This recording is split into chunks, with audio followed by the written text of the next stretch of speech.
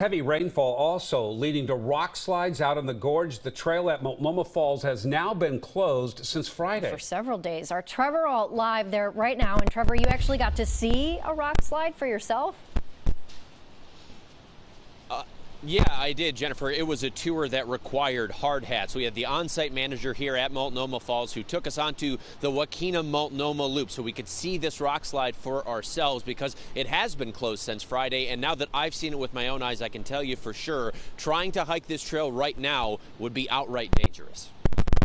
Wonderful place. Fantastic time of year to come. Yeah. Absolutely, to see this much water coming down. Dave and Shirley Blackwell have visited Multnomah Falls a few times from Idaho. Dave's made the hike all the way up to the top, but today they're cut off at the Benson Bridge. Spectacular. It's always spectacular. A little disappointed the trail's closed. Feet away from where we talked to them is the new fence, detailing the rock slide threat that's happening just up the trail. The on-site manager, Matt Ramick, allowed us to slip past it, and about 100 yards up was the slide, even worse than pictures from last week. More rocks have fallen, and bigger ones have fallen.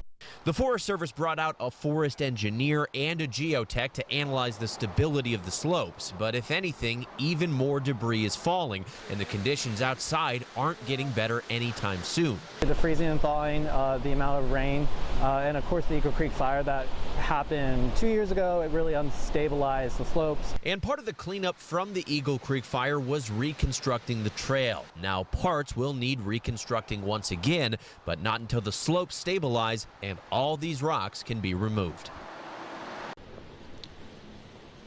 And the plan at the beginning of the week was to get these geologists out here, take a look at the trail, and figure out when they would be able to open it back up to the public. But the fact that these rocks that are falling is falling more frequently, and they're larger in size too, at this point, they can't even make a guess as to when they'll be able to reopen the trail here at Multnomah Falls. Reporting live this afternoon, Trevor Alt, KOIN 6 News.